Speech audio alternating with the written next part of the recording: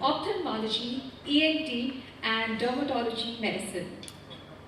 It has a global reach spanning 67 countries worldwide, including the UK, Europe, and various regulated markets as well as emerging markets.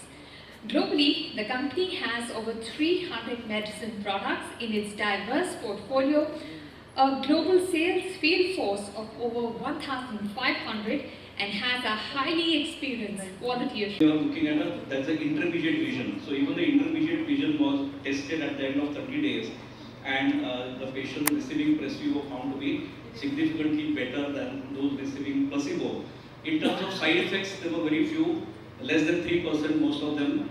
So about 3% patients got eye irritation, about 2.5% got redness of the eyes or a little bit of blurring, but that is normally expected, and as a result, no single severe side effect or none of the patients discontinued from the therapy. So based on that, Drug Control of India, and there is the expert committee which is formed of ophthalmologists, they looked at the data and approved the product, and we are happy that this product will now be available for the Indian population.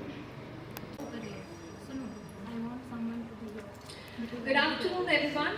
On behalf of the entire team at Entod Pharma, I'd like to extend a warm welcome to all our respected media friends and representatives here.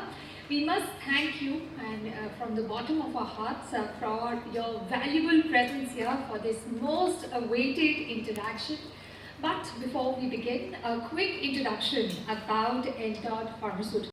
Thank you, Mr. Nikhil. I'm going to give an introduction of Dr. Dhananjay Barclay, Chief Innovator, Doc Green Consulting LLP, and former Executive Vice President, Medical Research, Lupin, who is currently associated with Entod Pharmaceuticals as a consultant pharmacologist and a research scientist.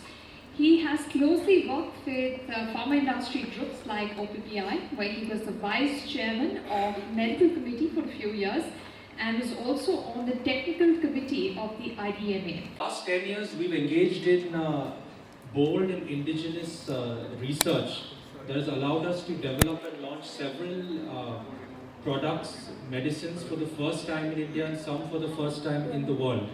I believe that for us to create an innovation-based industry, someone needs to step up and do genuine research and be truly self-reliant. I was just speaking to Dr. Barclay a bit earlier on in terms of how we can make our industry self-reliant. Right now, almost 50% of our industry depends on sales to the US.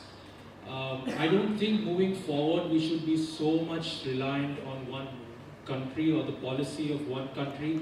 I believe India could also focus on countries of the global south, on developing countries, and obviously our own domestic sector, which I think is quite untapped even now. We have 1.4 billion people. Even if you take out the